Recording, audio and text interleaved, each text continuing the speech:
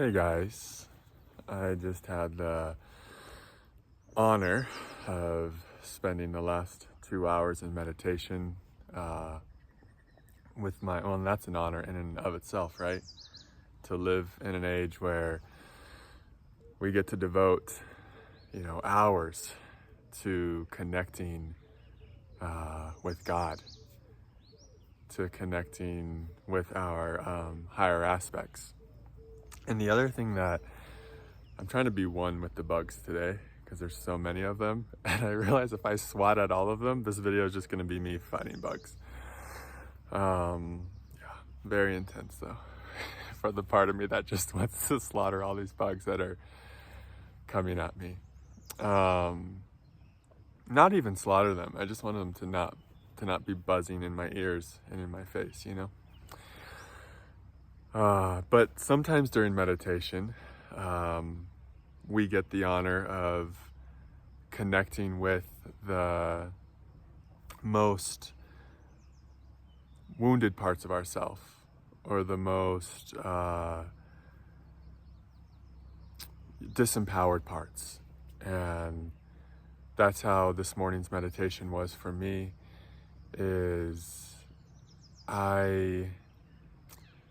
I noticed that I was really being with these parts of me that feel so afraid of life, like these hyper vigilant parts that are always on the lookout for what is this going to hurt me? Is this going to hurt me? And like I said in a video a couple days ago, when we start to feel safe, when our root chakra starts to open, we can have all of these kind of aspects of ourselves come to the surface. And I feel like, look how smooth that was. It's like, whew, okay, please out of my face, bug. And I feel like, yeah, I actually love bugs. I just don't love things buzzing in my face, I think right now we're all being pulled into a new energy. Anyone watching this, you're a leader. You're going to be like, a lot of you don't even realize the energetic powerhouses that you are. Like, your potentiality in this human lifetime, if you're watching this, if you resonate with this content, your potentiality in this lifetime is enormous for the type of leader you can become, for the type of way shower. And this doesn't even mean like your potentiality is enormous in what you can achieve and kind of become. I just mean this in the sense of just your presence, of just who you are. Like, and yeah, there is some of this of like who you can become. As you start to embody your gifts, as you start to embody your truth, as you start to embody your authenticity, it's like, yeah, there is this quality of you can become somebody in this lifetime of enormous power, to shift this planet in a way that is beneficial for all. It's like you have this innate capacity. It's in you. It's like you came here to be a leader. You came here to be someone that the collective can look to for guidance, someone that can be an inspiration for others just by being yourself, just by embodying who you naturally are. It's like you came here to shift the consciousness on planet Earth. And so this might look like you holding a position of power in the material realm, like in a physical sense, maybe.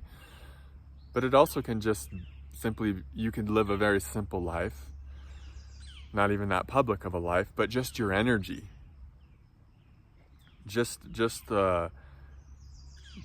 your energy, like being here on Earth, is something that is going to have a huge impact on the well-being of all. And that's only, like, that's happening now just by being who you are right now, but that's only going to continue to grow as you start to heal and dissolve the most disempowered aspects of yourself. It's like we all have an inner victim, right? We've all kind of been victimized. I don't care who you are, if you're a human on Earth, you've went through a lot of difficulty. And I think for a lot of us right now, we are being encouraged to be with that inner victim. Like I said, the most disempowered part of ourselves, the part who feels hopeless, helpless, desperate, who feels like I just can't. It's like, I think we're all being encouraged and forced to spend a lot of time with that part of ourselves, to literally love our inner victim to death.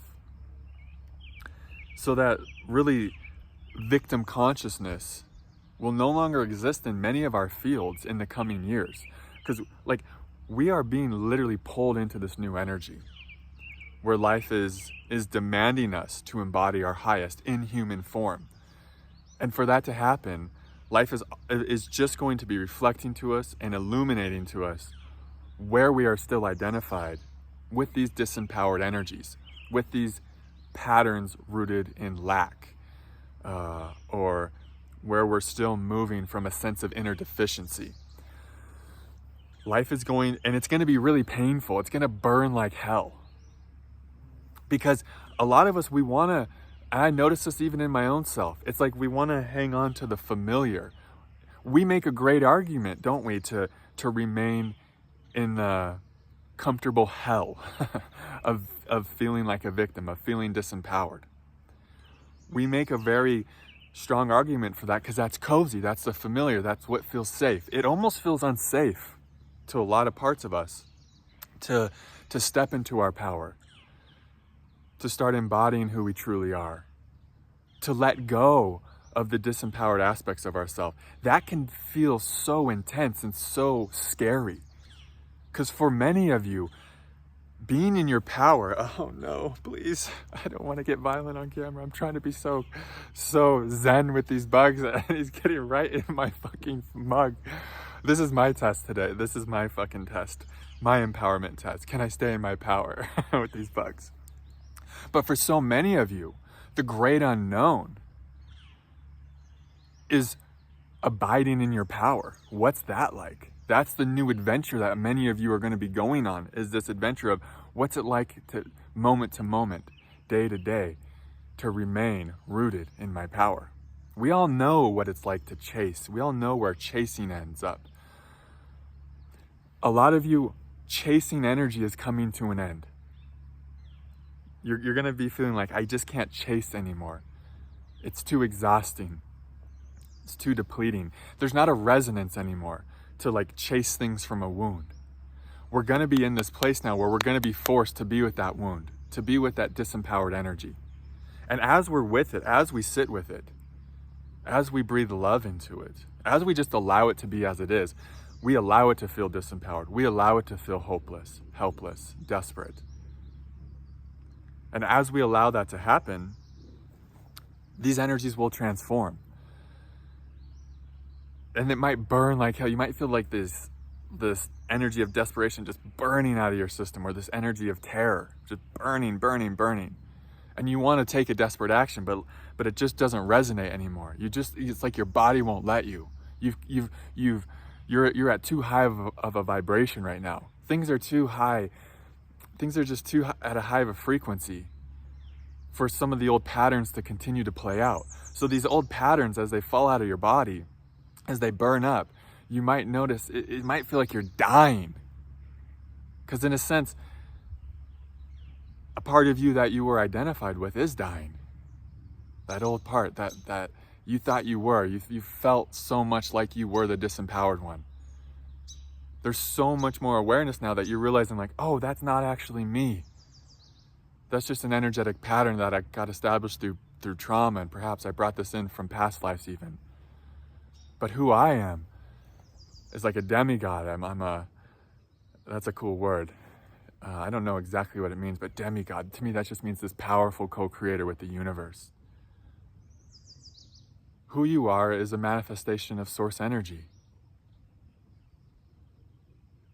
And as you start to dissolve and heal and let go of the disempowered aspects of yourself that actually aren't you, and you start to step into what you truly are, which is just love, which is peace, which is source energy, you'll realize that because you're no longer chasing energy, that energy starts chasing you. And that you're just you magnetize. You're like a magnet for the experiences your soul truly wants to have. And that you don't have to chase anything. You don't have to chase a person, an experience, money, well-being. You don't have to chase anything, because all of everything that you want is actually dwelling within you. And to really, this motherfucker, he's testing the shit out of me.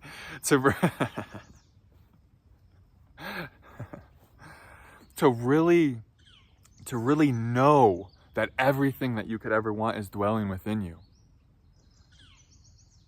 we do have to go through this kind of initiation, or this doorway of loving to death all the disempowered parts of us.